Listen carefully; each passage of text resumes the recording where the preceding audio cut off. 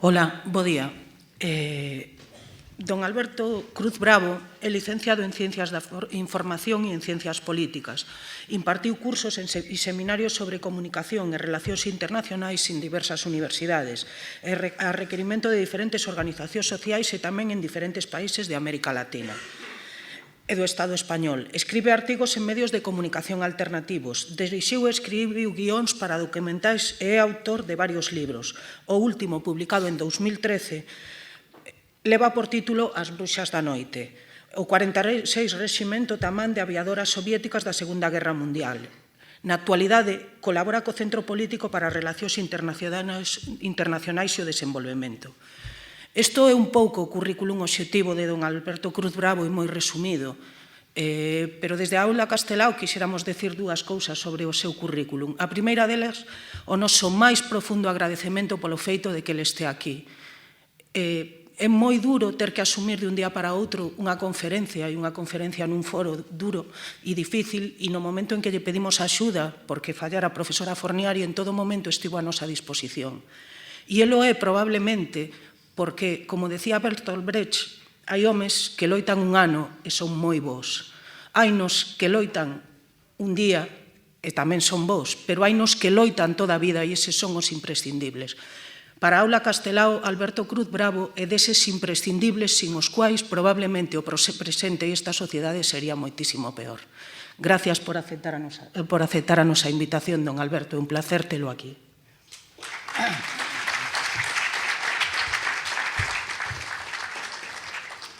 Hola a todo el mundo, inmerecidos los elogios. Si a alguien hay que elogiar es precisamente al Aula Castelao por dos razones. La primera, porque en este mundo en el que vivimos, llevar 36 años haciendo una semana de filosofía tiene muchísimo mérito. Es más, no conozco ninguna otra experiencia en todo el Estado español que se parezca a la del Aula Castelao. Además, es una gente de una calidad humana impresionante.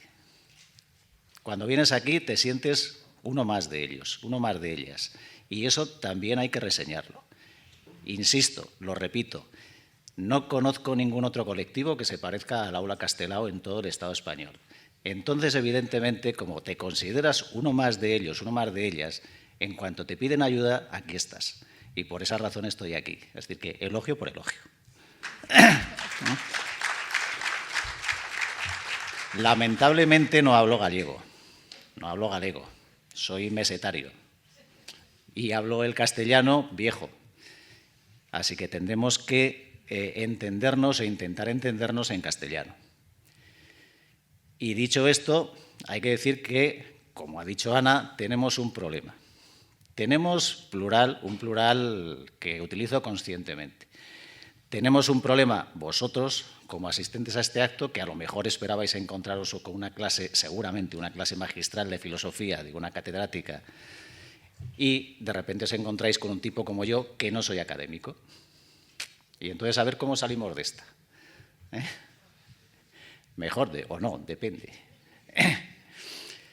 Además, el tema que se iba a tratar tiene algo que ver tangencialmente con lo que trataré yo. Intentaré retomar algunos de los temas que seguramente iba a abordar Emanuela. Lo poco que he podido investigar sobre ella, para no defraudaros, básicamente, y para no defraudar al Aula Castelao, que puso tanto empeño en que viniera Emanuela. Lo poco que he podido investigar sobre ella, ella establece toda su línea de investigación afirmando que las categorías universales están hechas a medida de los países occidentales y que las imponen al resto de culturas.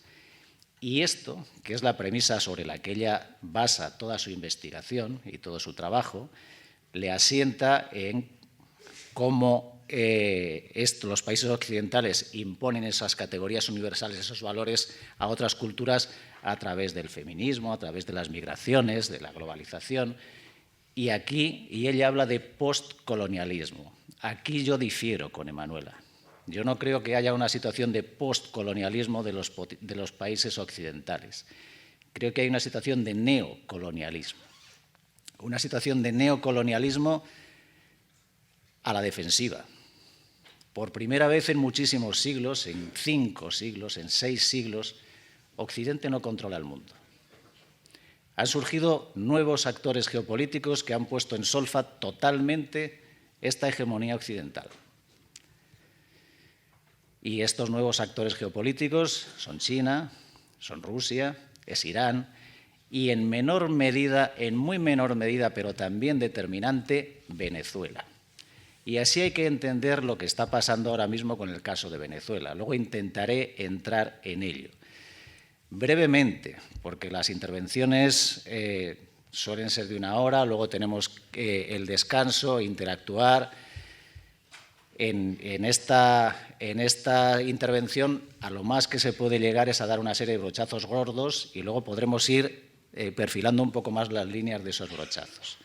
Pero antes de entrar en harina, quiero hacer lo que yo denomino una declaración de honestidad. Hasta el más objetivo especialista está prisionero de sus experiencias, de los valores determinantes de la sociedad, incluso de su entorno, de los estereotipos del entorno. Y se establece, y como tenemos una visión etnocéntrica, somos europeos, tenemos una tendencia casi suicida a interpretar el mundo según nuestro ombligo, sin tener en cuenta a otros pueblos ni otras culturas, como muy bien decía Manuela. Cualquier teórico o cualquier académico, y yo no lo soy, insisto, para que no os sorprenda el tipo de lenguaje que utilizo o el tipo de discurso, cualquier teórico y o académico que se aproxima a la realidad o que intenta aproximarse a la realidad, lo hace en base a 3 ámbitos, el ámbito cultural, el ámbito nacional, incluso el ámbito ideológico. No tener esto en cuenta es tener en cuenta muy pocas cosas. Por lo tanto, nadie es independiente. Nadie. Cuando oigáis la palabra independencia, que alguien dice yo soy independiente, echar a correr. Poned metros entre esa persona y vosotros. Nadie es independiente y yo desde luego no lo soy. Y como no soy independiente, ya os adelanto un poco cómo va a ir la intervención, también os adelanto que me encanta meterme en charcos. Y me voy a meter en unos cuantos, intentando incentivar el debate. Y podéis estar de acuerdo o en desacuerdo con lo que yo diga. Os puede servir o no os puede servir, pero por lo menos podremos debatir sobre el asunto. Y contando con la aquiescencia del aula Castelao, al final os haré un pequeño test sobre si la intervención os ha parecido interesante o no os ha parecido interesante. Eso sí, me tienen que dar permiso, porque vamos a romper un poco las normas de lo que ha sido hasta ahora las semanas de filosofía. Así que, establecido preámbulo de que no hay nadie independiente y que todo el mundo realiza esta elaboración teórica o analítica en base a estos parámetros, a su ámbito cultural, a su ámbito nacional y al ideológico, pues hay que entrar en harina. Decía Manuela, insisto, que las categorías universales están hechas a medida de los países occidentales y que se imponen al resto de culturas. Y que yo difiero de ella en cuanto a que ella habla de poscolonialismo, yo hablo de neocolonialismo. Un neocolonialismo que se manifiesta, por ejemplo, en el feminismo. Primer charco. Venimos del 8 de marzo, un 8 de marzo espectacular, otro 8 de marzo del año pasado, pero nos hemos preguntado si el feminismo que se defiende en nuestros países, en los países occidentales, es el feminismo que hay que defender en todas partes del mundo. Es una pregunta bastante sencilla y que además hace un hombre, ya empezamos. Pero yo creo que es una cuestión que hay que hacer. Os voy a presentar, os he dicho antes que somos etnocéntricos e intentamos que tenemos una cierta pretensión a ver la realidad según nuestro ombligo y hay otras realidades totalmente diferentes, o por lo menos distintas. Supongo que tenéis en mente una imagen muy reciente de lo que está pasando en Sudán. Sudán es un país árabe, es un país africano. Esa imagen es una fotografía de una mujer sudanesa subida al techo de un coche, cantando una canción y arengando a la gente que está pidiendo precisamente un cambio de gobierno. ¿Recordáis esa imagen? Sí, ¿verdad? Sí. ¿Qué tiene esa imagen? Aparte de que la fotografía está hecha por una occidental, como no podía ser de otra manera, que intenta decir que con esa imagen, que las mujeres están no sé qué. Bueno, pues primero, esa imagen tiene un trasfondo. El trasfondo es un absoluto desconocimiento de cuál es la realidad sociopolítica en Sudán. Porque en Sudán las mujeres históricamente han tenido una muy larga tradición de lucha, históricamente. Pero Sudán es un país africano y es un país árabe. En Sudán está quien es para mí, estaba porque murió hace 2 años y tuve el privilegio de conocerla, quien es para mí la feminista por excelencia, no solo del mundo árabe, sino del continente africano. Fátima Ahmed Ibrahim. ¿Quién ha oído hablar de Fátima Ahmed Ibrahim? Una persona. Fátima Ahmed Ibrahim, ahí tenéis 2 fotografías, de cuando tenía 25 años y cuando tenía 75 años, con un mismo denominador común, que supongo que es fácil de reconocer, el velo. Fátima era militante del Partido Comunista. Toda su trayectoria política estuvo enfocada a la lucha de la liberación de la mujer. Fátima tiene una intensa producción teórica y articulística siempre enfocada a la liberación de la mujer, no solo de Sudán, fundamentalmente de Sudán, pero también de la mujer árabe.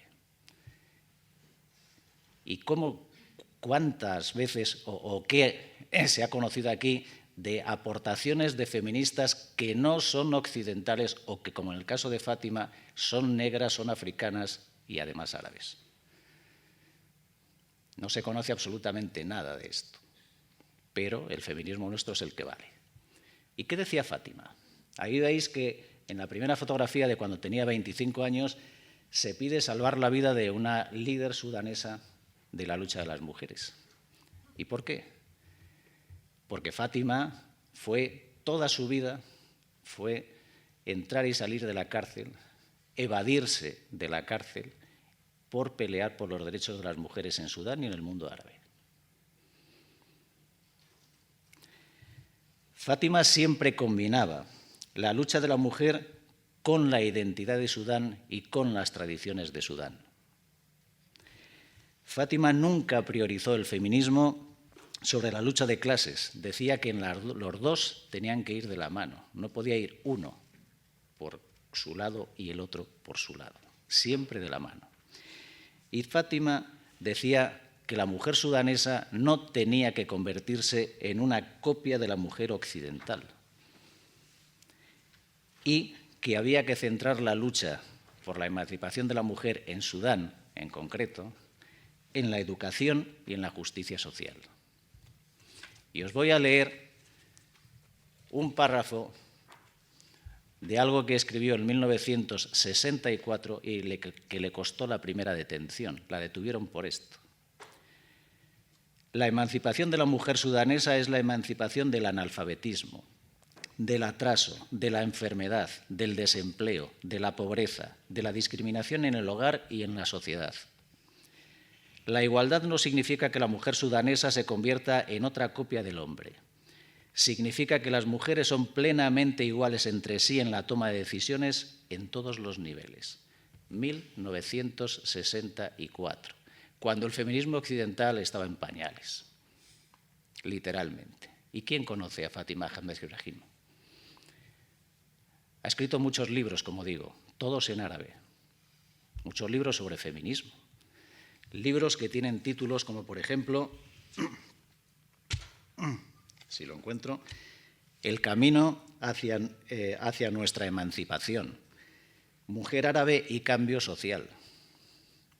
Por supuesto, no hay ninguno traducido al castellano y sería interesante, sería bastante interesante. Solamente de los 11 libros que yo conozco, que seguramente son más, 2 están traducidos al inglés. pero por supuesto ninguno el castellano. Salgo del primer charco, ya digo que voy a dar unas pinceladas gordas para luego intentar ir perfilando un poco esas pinceladas. Una forma...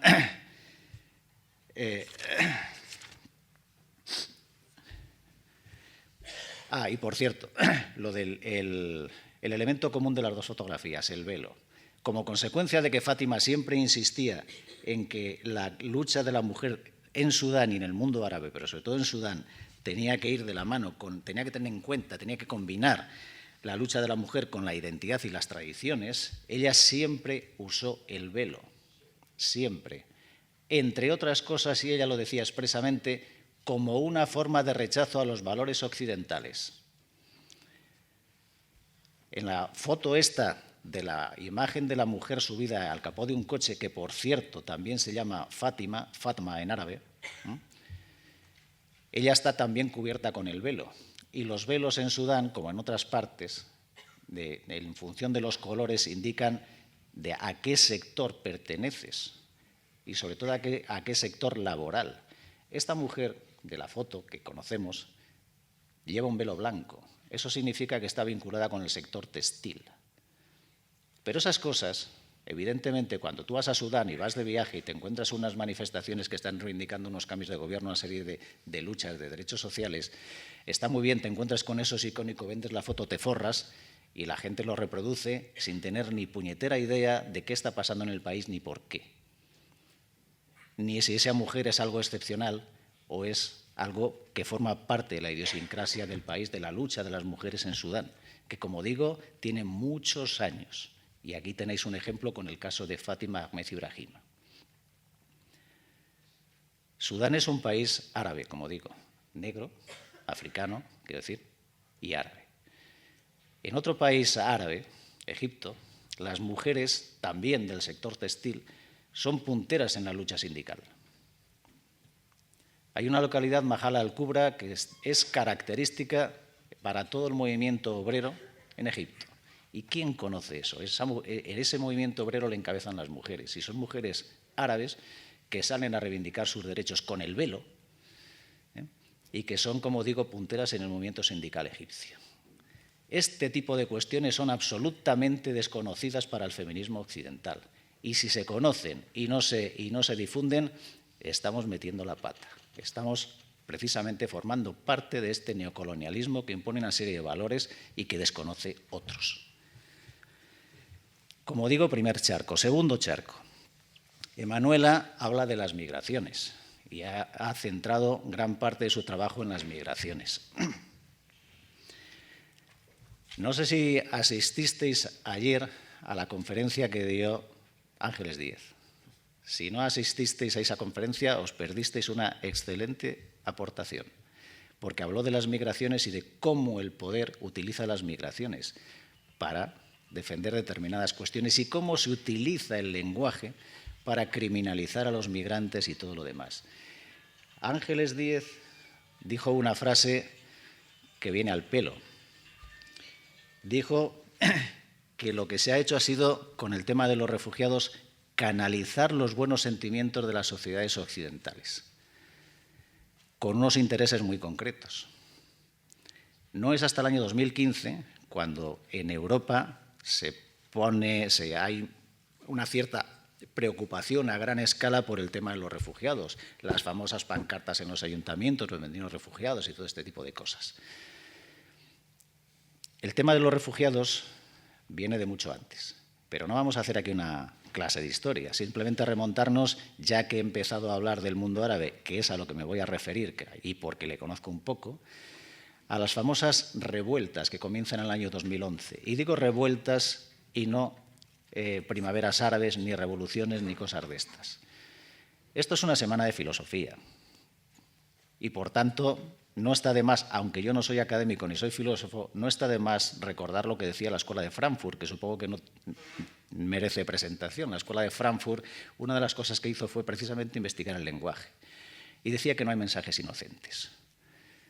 Y no hay mensajes inocentes. El poder siempre utiliza el discurso, el lenguaje, para dominar, para controlar, para mantenernos conformes con lo que tenemos. En el año 2011 se produce la revuelta en Túnez. Como consecuencia de la conclusión de esa revuelta, que fue una revuelta de clase media y no una revolución, que cuando se cambia a Ben Ali por los nuevos dirigentes, lo que hacen los nuevos dirigentes es llegar a un acuerdo rápidamente con el Fondo Monetario Internacional que destruye lo poco que quedaba del Estado en Túnez, se privatiza todo, como hace siempre el Fondo Monetario Internacional, se imponen unas políticas de ajuste estructural brutales y como consecuencia de todo eso y de algo que ya venía anteriormente, la juventud tunecina emigra en masa de Túnez y emigra hacia la antigua metrópoli de Túnez, hacia Francia.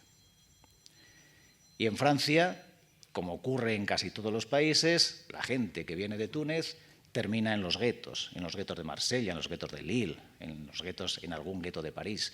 Y supongo que también recordáis que hubo, y si no recordáis ya os lo menciono yo, en el 2011 una serie de levantamientos y revueltas bastante importantes en los barrios franceses donde se quemaban, de estas ciudades de Marsella, de Lille, de París, donde se quemaban coches y todas estas cosas. ¿Recordáis eso?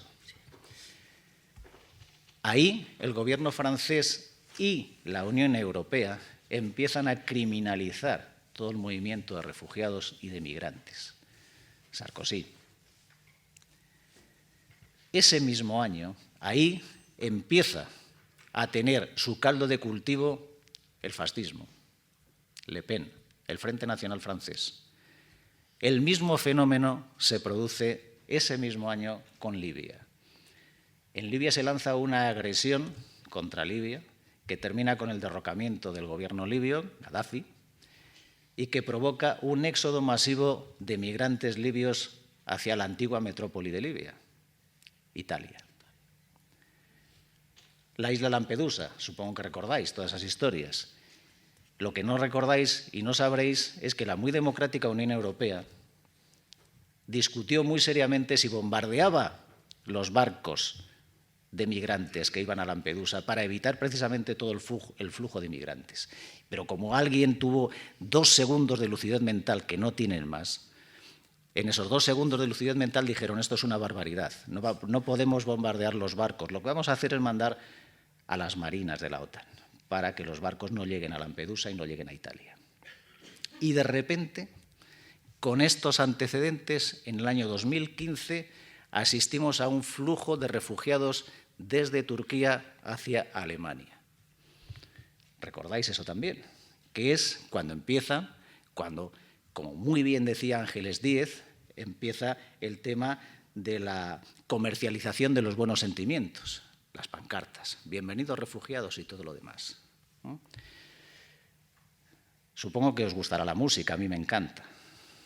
Hay un tema de Nirvana que dice, gracias por vuestras lágrimas, la necesito para mis planes, que viene al pelo a esta historia, al pelo. ¿Por qué? Porque en esos momentos, cuando en el año 2011 se había producido este rechazo a los refugiados de Túnez y más abajo, es decir, del África subsahariana históricamente, o de Libia y más abajo, de repente en el 2015 cambia aparentemente todo este proceso en la Unión Europea y la Unión Europea se muestra dispuesta a acoger a los refugiados. Pues por 2 razones, o por una.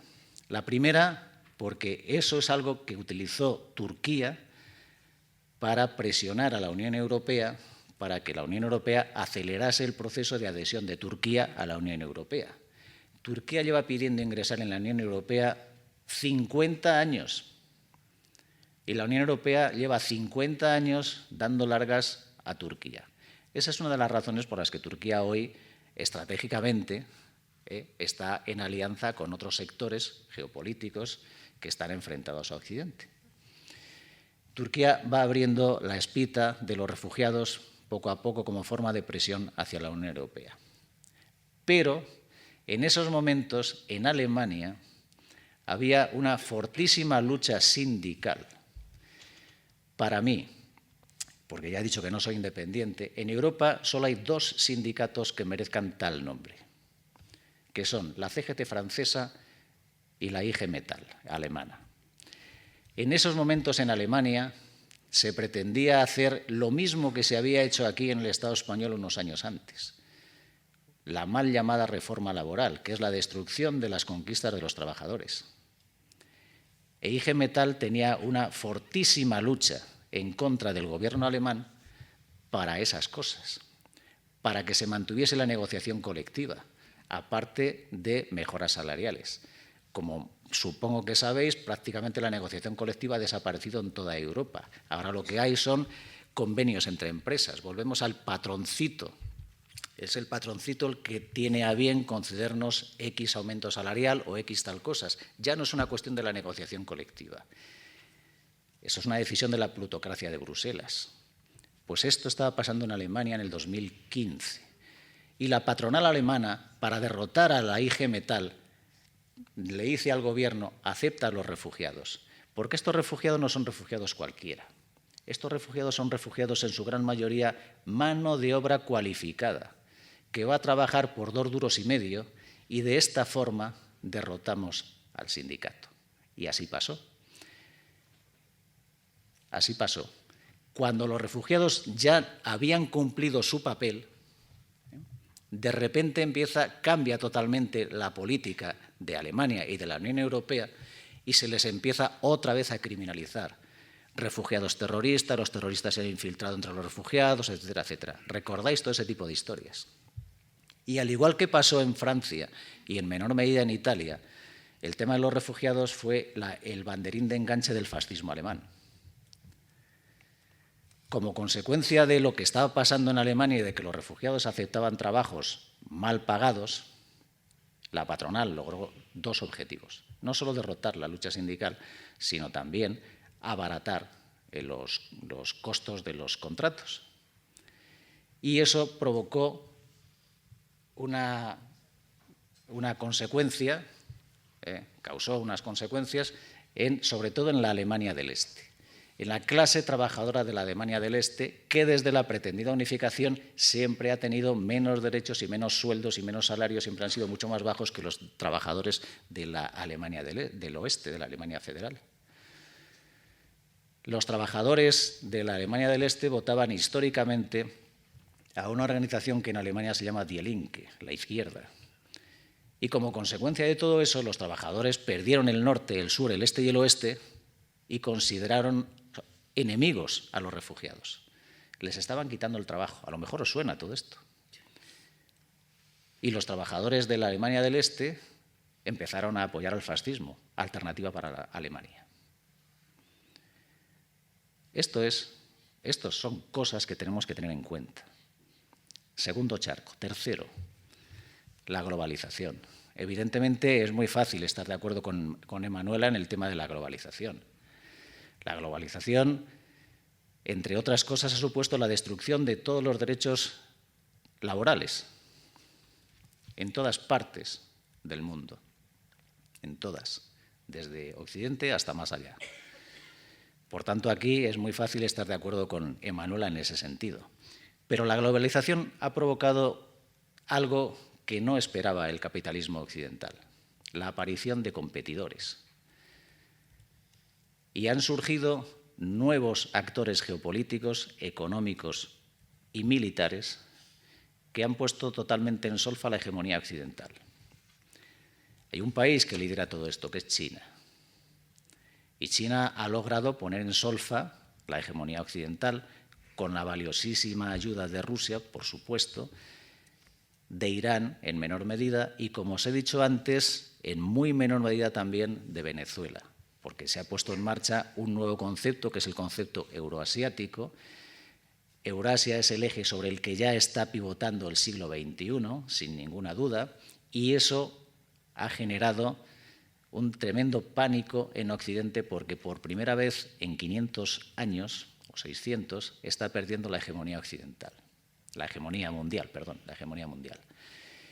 Y la está perdiendo porque el comportamiento de estos nuevos actores geopolíticos es muy diferente del comportamiento, tradicional de Occidente, porque está basado en el multilateralismo, la no injerencia y algo muy importante, la diplomacia.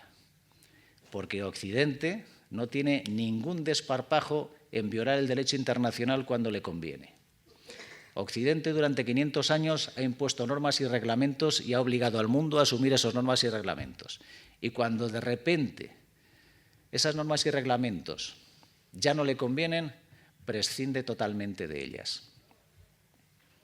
Y supongo que habréis por lo menos oído que desde Estados Unidos y desde la Unión Europea se empieza a hablar de un nuevo orden mundial basado en normas. Ya no se habla de derecho internacional, se habla de un nuevo orden mundial basado en normas. Porque las que hay a Occidente ya no les sirven.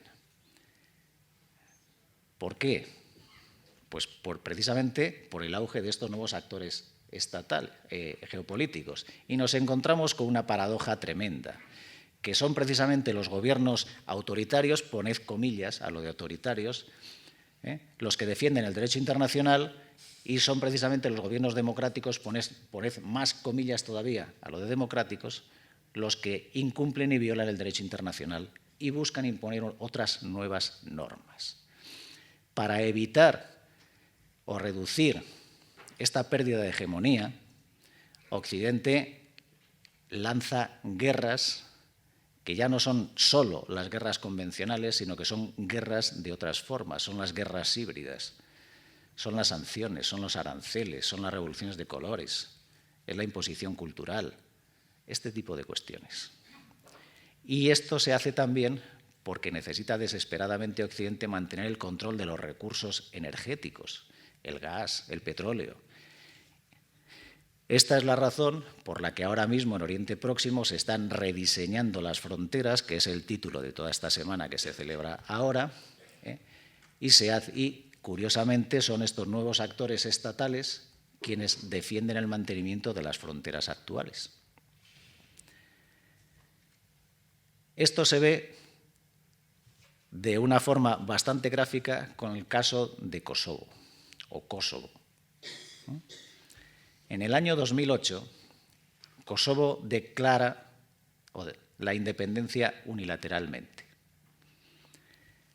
Serbia se opone a la independencia de Kosovo y se opone con unos argumentos que a lo mejor os suenan, solo a lo mejor. Esto viola la Constitución, esto está en contra de la jurisprudencia del Tribunal Constitucional y el Tribunal Supremo. No sé, supongo que suenan este tipo de discursos, a lo mejor. Y a lo mejor todo esto no tiene nada que ver con Cataluña. No, es casualidad. En el año 2010, la Corte Internacional de Justicia, porque Serbia, creyendo que sirve para algo el derecho internacional, acude a la Corte Internacional de Justicia de La Haya. Y en el año 2010, la Corte Internacional de Justicia de La Haya dice que la declaración unilateral de independencia de Kosovo no viola ningún aspecto del derecho internacional. Mira tú. Y toda Europa, bien es cierto que no el Estado español, pero toda Europa dice que sí, que hay que cumplir la sentencia de la Corte Internacional de Justicia de La Haya. Y toda Europa reconoce a Kosovo, que había sido un país impuesto a través de la violencia de una guerra en la que estuvo involucrada la OTAN, a la que pertenece el Estado español, y dice que esa declaración de independencia apoyada por una guerra es válida. Lo más alucinante es cómo se argumenta jurídicamente eso. Y la Corte Internacional de Justicia se remonta a la declaración de independencia de los pueblos latinoamericanos respecto a la metrópoli española. Eso está ahí, buscadlo. Si Internet sirve para, entre otras cosas, para esto. Y no solo se remonta al siglo XIX a la declaración de independencia de los países latinoamericanos respecto a la metrópoli española, sino que recoge los procesos de independencia de los pueblos asiáticos y sobre todo de los pueblos africanos. Y si hay un sitio donde la independencia, la lucha anticolonial fue violenta, fue en África, Angola, Mozambique. No andaban de rositas, andaban peleando en Congo. Es decir, la Corte Internacional de Justicia también está validando la lucha anticolonial la lucha armada anticolonial. Buscadlo. Y sin embargo, eso que es válido para Kosovo, nos dicen que solo es válido para Kosovo. No es cierto, esto sienta jurisprudencia. Y como sienta jurisprudencia, de repente Rusia dice, ahí va, esta sentencia es fantástica para mí. Y cuando, insisto, año 2010, y cuando en el 2014 se produce el golpe nazi en Ucrania del Maidán, porque fue un golpe nazi, por mucho que algunos supuestamente progres aquí en el Estado español defendiesen el golpe del Maidán, fue un golpe nazi, y se produce la rebelión de algunas repúblicas, de algunas zonas de Ucrania como Donetsk y Lugansk, donde se producen referendos de autodeterminación y la gente dice yo no quiero depender de estos nazis y quiero tener mi propio destino, se lanza contra Donetsk y contra Lugansk una guerra de agresión, que supongo que reconoceréis, y se produce también este mismo movimiento en Crimea. Mientras que los movimientos en Donetsk y en Lugansk lo que pretendían era formar la Novorosía, es decir, un Estado independiente, la nueva Rusia, en Crimea la gente, en un referéndum de autodeterminación, decide pedir la anexión a Rusia, porque Crimea es un territorio que desde los zares, desde Pedro el Grande, era un territorio ruso. Y deciden pedir la anexión a Rusia. Y Rusia, tomando la sentencia de la Corte Internacional de Justicia de La Haya sobre Kosovo, dice, perfecto, esto me viene bien, pero resulta que no, para Occidente lo que es válido para Kosovo no es válido para Crimea. Una nueva muestra del buen hacer y de los valores democráticos occidentales, y entonces, como Rusia son una panda de facinerosos, que además nos amenazar rusa, que yo, bueno, no voy a entrar en ello, pero ya que estoy en este charco, vuelven a violar el derecho internacional y se imponen sanciones a Rusia. Según el derecho internacional, las sanciones unilaterales son ilegales. Las sanciones solo son legales si son impuestas a través del Consejo de Seguridad de la ONU. Y todas las demás sanciones que no se imponen a través del Consejo de Seguridad de la ONU son ilegales según el derecho internacional. Pero ¿a quién le importa el derecho internacional? Desde luego no a Occidente, no al muy democrático Occidente. Para nada. Y llegamos y se acusa precisamente a Rusia de modificar las fronteras. Fronteras, el tema que agrupa esta semana. Y resulta que se mantienen las sanciones a Rusia desde el año 2014 con este argumento, con la anexión de Crimea, en que se han modificado las fronteras. ¿Qué está pasando estos días? Están pasando dos cosas. La primera es que Estados Unidos acaba de reconocer formalmente la anexión del Golán por parte del Estado de Israel. Lo habréis oído. ¿Habéis oído a alguien que haya sancionado a Israel por la anexión del Golán? ¿A qué no? ¿Y por qué se sanciona a Rusia supuestamente por la anexión de Crimea y no se sanciona a Israel por la anexión del Golán? Pregunta tonta. Pero resulta que es que el Golán está ocupado por Israel desde 1967 y que Israel formalmente controla el Golán, formalmente para ellos, desde el año 1982. Es decir, esta ilegalidad, según el derecho internacional, se mantiene desde hace 50 años. Y a nadie se le ha ocurrido, desde luego a nadie de los muy democráticos estados europeos, se le ha ocurrido que hay que sancionar a Israel por violar el derecho internacional. Eso sí, la Unión Europea cada 6 meses, y lo ha hecho ahora mismo en enero y lo va a volver a hacer en junio, renueva las sanciones contra Rusia por la anexión de Crimea. Fantástico, ¿no?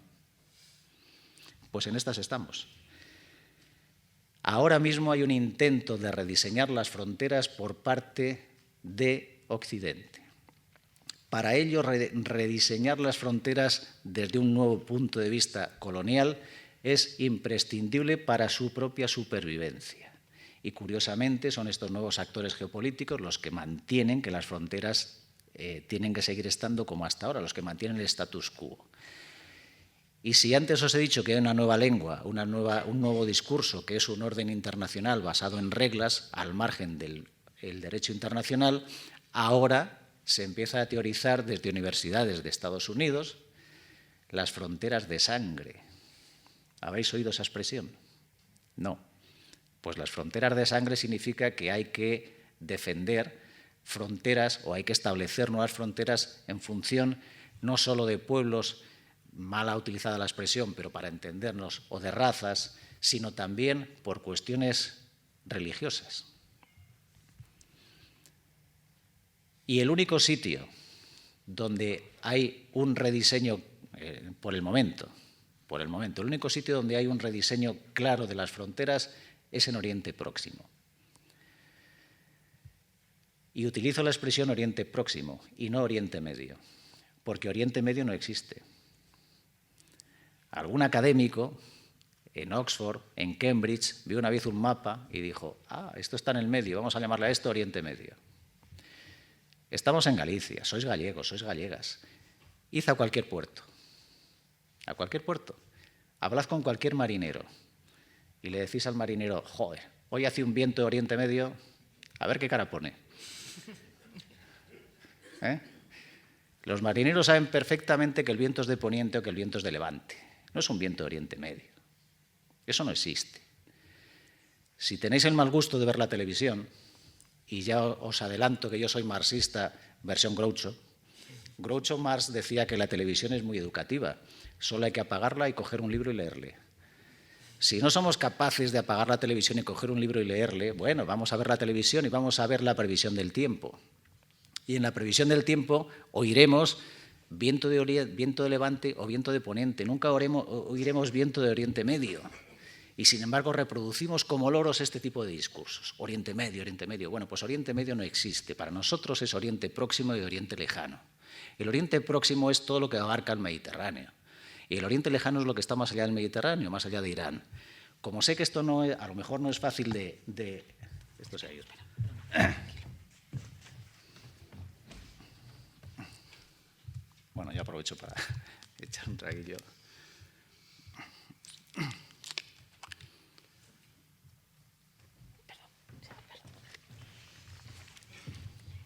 Como sé que esto no es muy fácil de entender, o sí es fácil de entender, aquí tenéis un mapa. Verde, bueno, Oriente, está claro lo que significa poniente y lo que significa levante. Poniente por donde se pone el sol, levante por donde sale el sol. El sol sale por el este y se pone por el oeste.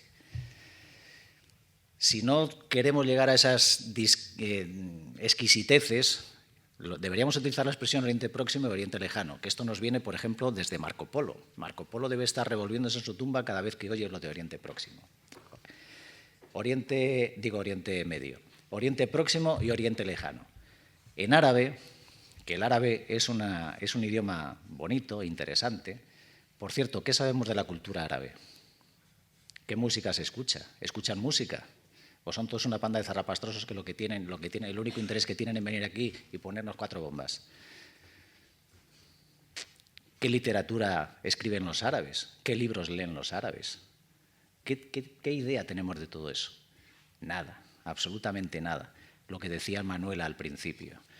Lo de las categorías universales hechas a medida de los países occidentales que se imponen al resto de culturas. Solo nuestra cultura es la que vale y la de los demás, a saber si tienen cultura, son una panda de salvajes. Pues eso, ¿qué cultura? ¿Qué música? En árabe, poniente es Magreb, verde. Y levante es Masrek, azul.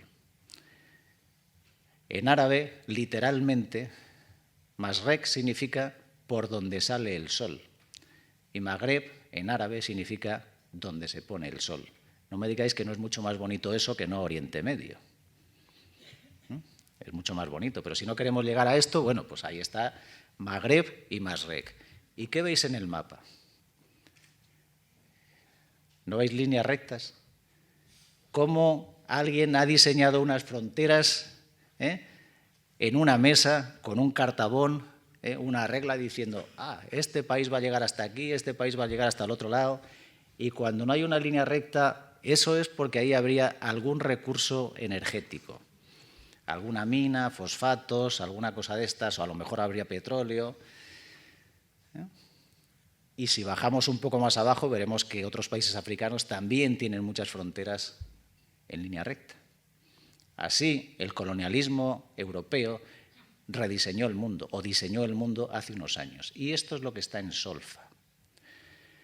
Y está en solfa, ahora hay un intento de rediseño de fronteras nuevamente en esta zona, que es una zona vital, no solo para el mundo, sino para Occidente.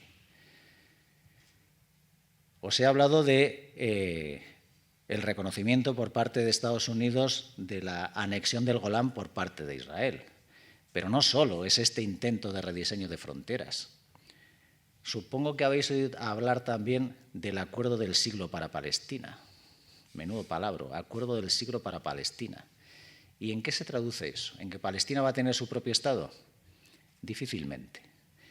Pero en este hipotético acuerdo, que cada vez se va acercando más al momento en el que se va a intentar imponer, a Palestina no se le va a conceder la Palestina histórica, sino que lo que hay aquí detrás es que Egipto, ahí veis Egipto, ceda una parte del Sinaí para que en el Sinaí se asienten los palestinos refugiados dentro de Palestina, porque se niega la vuelta a Palestina de los refugiados que están fuera de Palestina, que llevan 70 años fuera de Palestina, desde 1948,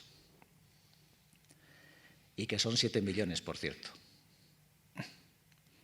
A esa gente se le niega el derecho al retorno, pero como dentro de la propia Palestina, dentro de Gaza y dentro de Cisjordania hay muchos palestinos, cerca de 2 millones, más, pero más de 2 millones, que viven en campos de refugiados, a esa gente hay que sacarles de ahí, somos buenas personas, Nirvana, gracias por vuestras lágrimas, la necesito para mis planes, o lo que decía ayer Ángeles Díez de la comercialización de los buenos sentimientos, hay que ponerles en algún lado.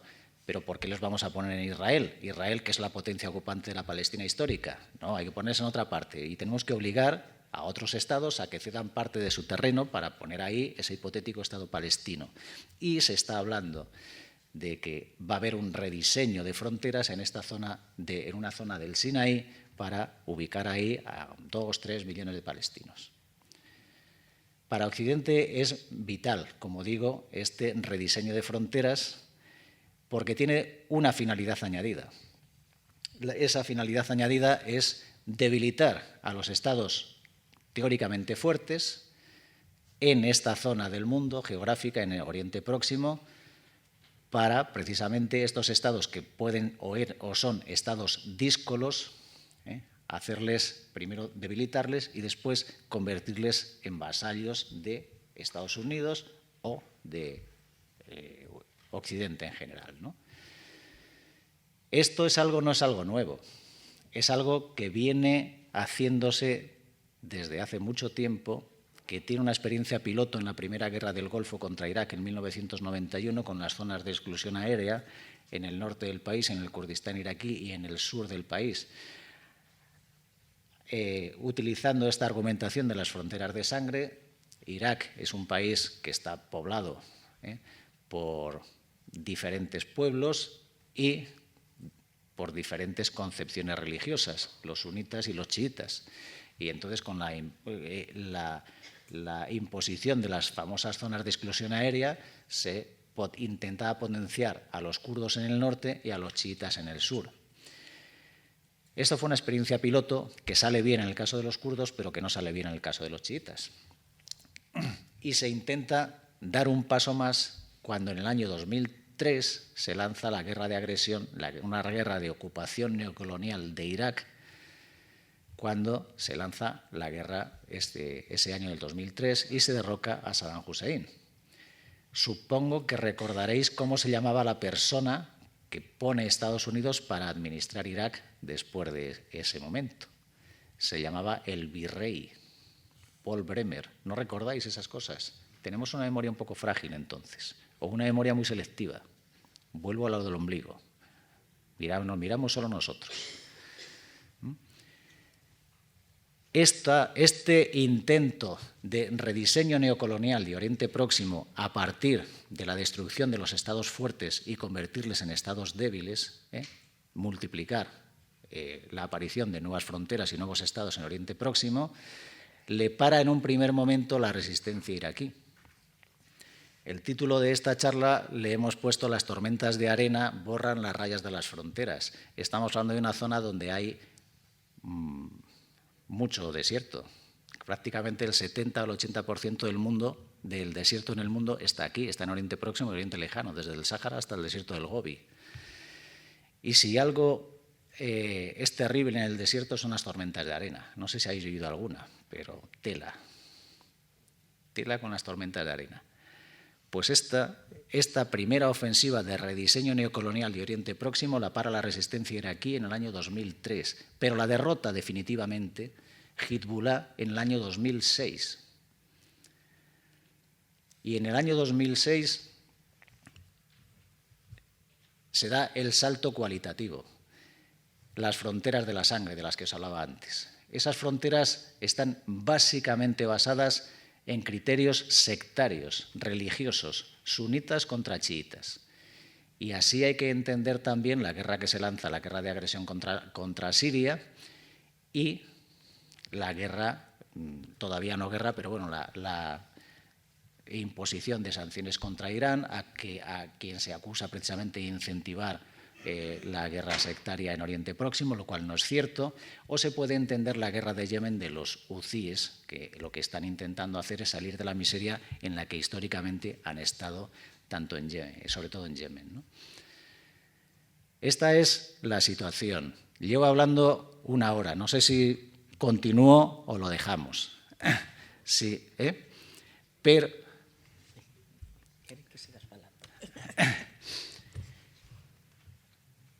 en el año 2011, si sigo un poquito más, en el año 2011, una vez que se produce la derrota de esta estrategia neocolonial por parte de Estados Unidos y en menor medida de la Unión Europea, en el año 2006, con la victoria de Hezbollah sobre Israel,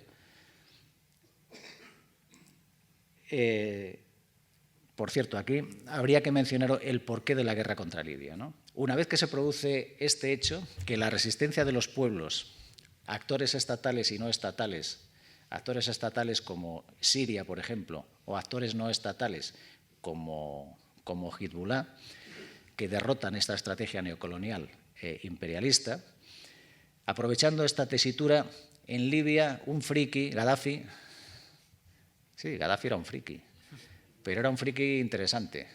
Gaddafi hace una propuesta que es lo que le cuesta la guerra 2 años después a Libia.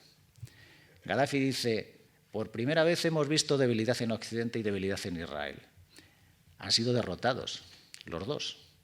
Hasta ese momento Israel era el Estado invencible en Oriente Próximo y, sin embargo, un actor no estatal, insisto mucho en ello, actor no estatal como Hezbollah, le derrota.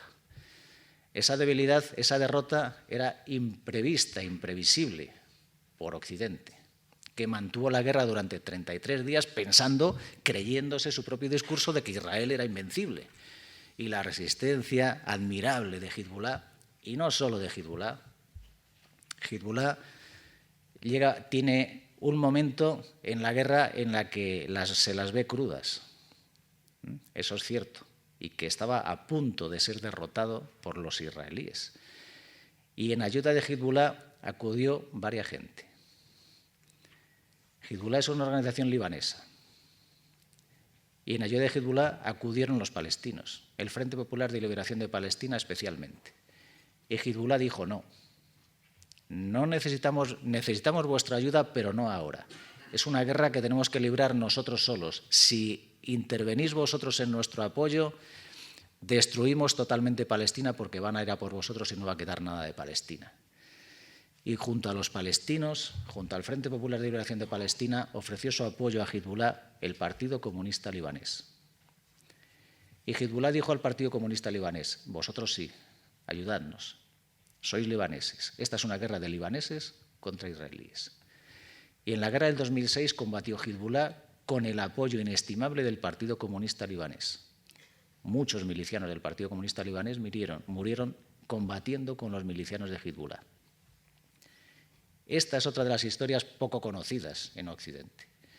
cuando se dice que Hezbollah es una organización teocrática, que está en contra de los laicos, que no sé qué, que no sé cuántos. Bueno, otra muestra más de la ignorancia supina que tenemos los occidentales cuando nos acercamos o intentamos acercarnos a otro tipo de realidades. Como consecuencia de esta derrota, digo, el friki, Gaddafi, dice, hombre, están débiles, pero a esta derrota militar hay que acompañarla con una derrota económica, que es en lo que se está ahora mismo también. Esa derrota económica tiene que ser que los árabes tenemos que dejar de utilizar el dólar en nuestro comercio petrolífero. Y Gaddafi pone en marcha una idea que es lo que le cuesta el golpe 2 años después, la guerra, el dinar oro. Y dice, tenemos que empezar a comerciar el petróleo en una moneda que no es el dólar y tiene que ser el dinar oro. ¿Por qué el dinar? La mayoría de las monedas árabes se llaman dinares. Y la moneda libia es el dinar también. Y entonces eso fue determinante para la guerra contra Libia en el año 2011, como había sido determinante la guerra contra Irak en el 2003, cuando Saddam Hussein decide dejar de comerciar el petróleo en dólares.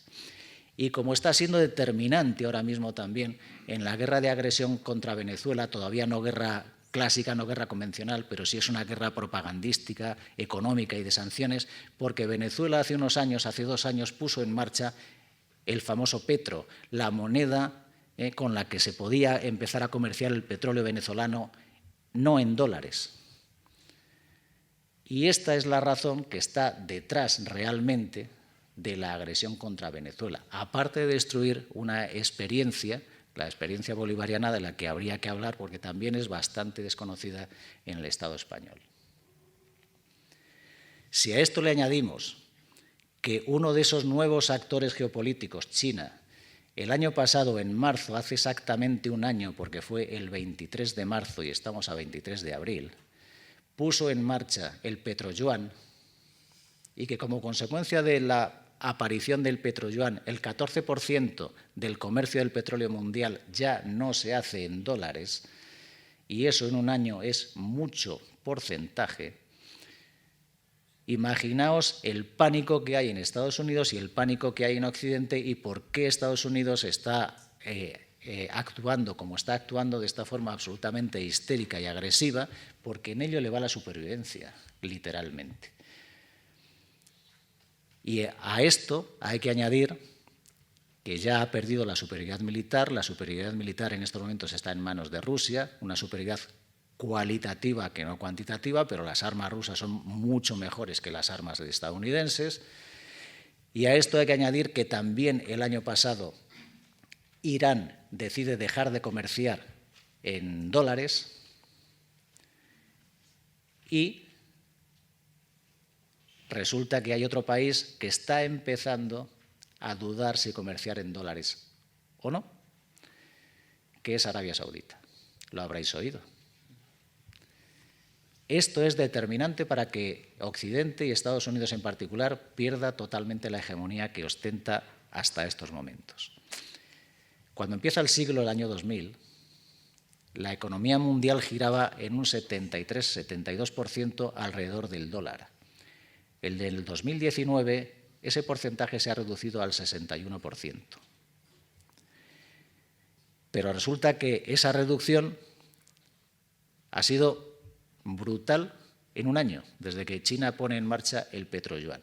De ahí todo lo que está pasando, y así hay que interpretar todo lo que está pasando también en este rediseño neocolonial que está intentando hacer Estados Unidos y al que está secundando toda la Unión Europea. Un rediseño neocolonial no solo de fronteras, sino también de la reelaboración de las normas internacionales para el comercio. La Organización Mundial del Comercio de Estados Unidos habéis oído decir que ya no sirve, que hay que elaborar unas nuevas normas para la Organización Mundial del Comercio, lo que hasta ahora servía, que fueron ellos quienes las impusieron. Pues eso ya no, porque ahora nos están empezando a soplar en el cogote. Y en esas estamos. No quiero extenderme más porque si no, no vamos a interactuar. Os he dicho que os iba a hacer un pequeño test y que con ese pequeño test, con la aquiescencia del aula Castelao, vamos a intentar abrir otra pequeña vía para la Semana de Filosofía. Y en ese pequeño test es si os ha parecido interesante la intervención o no os ha parecido interesante la intervención. No valen los aplausos y los abucheos, no valen. En ese pequeño test intento poneros una canción. Os he dicho antes que no conocemos nada de la música árabe ni de la literatura árabe. Hay un dicho árabe que merece la pena tener en cuenta. Ese dicho árabe dice: los libros se escriben en el Cairo, se imprimen en Beirut y se leen en Bagdad. Esto viene desde la época de Averroes. Esto es una semana de filosofía. A lo mejor hay que recordar quién es Averroes, porque sí sabemos quién es Aristóteles, pero no sabemos que, lo digo por los chavales que están arriba, que están aquí aguantando la chapa, seguro que les ha traído algún profesor, pero igual sabemos quién es Aristóteles, pero no sabemos quién es Averroes. Y si a Aristóteles se le conoce en Occidente es gracias a Averroes, precisamente. No me equivoco, ¿no? Pues esto igual. ¿Qué conocemos de la música árabe, de la cultura árabe? Nada. Y os he traído dos canciones para que elijáis una, y así cuando levantemos el acto para hacer este pequeño descanso, lo vamos a hacer escuchando un poquillo de música. Una música del Magreb y otra música del Masrek. Por supuesto hay muchos cantantes, como en todas partes, ya digo que son desconocidos. Os he traído dos mujeres, una es argelina y otra es palestina. La canción argelina la he elegido por una razón. Es un concierto que se da en Francia, pero está cantada en árabe. Esta mujer es de la Cabilia argelina, hablando de las fronteras, y habría que explicar lo de la Cabilia, pero bueno, que también tiene bastante que ver con el tema de las revueltas que se están produciendo en Argelia en estos momentos. Y la otra es Palestina, una mujer que murió el año pasado de cáncer de pecho, cáncer de mama. La canción palestina es una canción de desamor, pero cantada de una forma tan alegre que parece una canción alegre y es una canción triste. Es una canción que dice de una enamorada que todos los días acude al pozo, mira al pozo, ve la imagen de su amado, y esperando que algún día no vea esa imagen, porque entonces ella ya estará tranquila porque habrá asumido que su amado ya no la quiere. Y entonces ella podrá recuperar un poco su vida, ¿no? Talat al-Bir, miro al pozo, es como se titula la canción. ¿Y por qué el pozo? El agua en el mundo árabe es fundamental porque es un bien escaso. Las futuras guerras que haya en Oriente Próximo van a ser precisamente por el tema del agua, aparte de por la reimposición de fronteras. Y la otra canción es una nana palestina. Si no os ha gustado, es una nana para dormir. Pero tomad en cuenta que he dicho que es una nana palestina. ¿Qué significa? Que es una nana, sí, pero que es una canción de resistencia. Y esa nana dice: duerme tranquila, niña, palestina, yo vigilo tu sueño para que crezcas y puedas ser libre como los pájaros. Así que podéis elegir, si la encuentro. ¿No elegís? De verdad.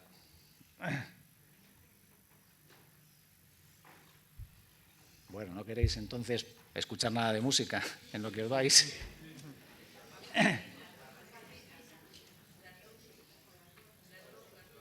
Esto es en lo que os levantáis nada más, no la encuentro aquí. ¿Esto tiene internet? Sí, pero non sei se vai moi ben. Yo las traía aquí, de verdad.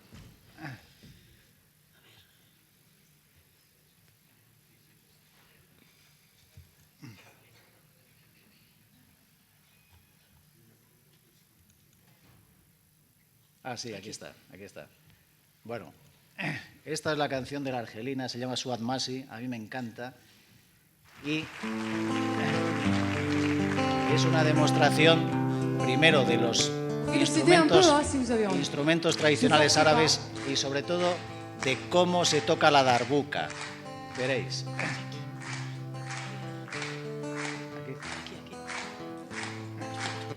Perdón, sí, disculpe. Aquí, perdón. Sí.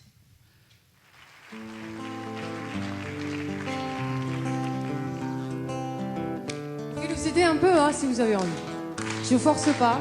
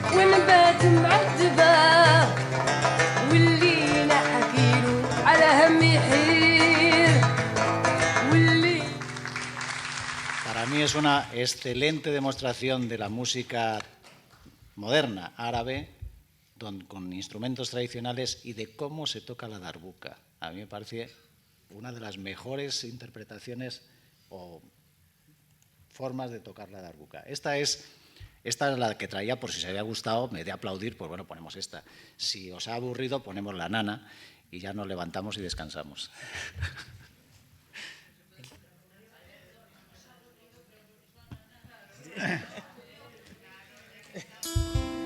Esta es Rimbana, que murió el año pasado de cáncer de mama, por ejemplo. Tenía 43 años y esta es la nana.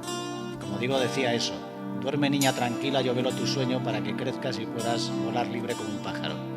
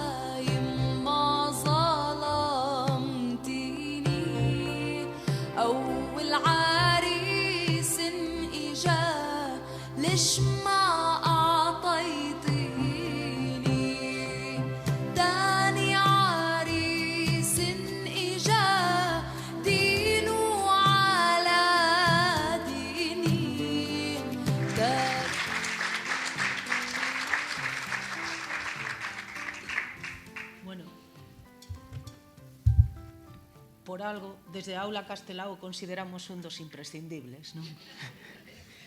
Vamos a deixalo descansar durante unos 20 minutos, e se volveu media hora, e se vos parece volvemos ás 12:30, e que poda un pouco descansar e tomar un café, vale?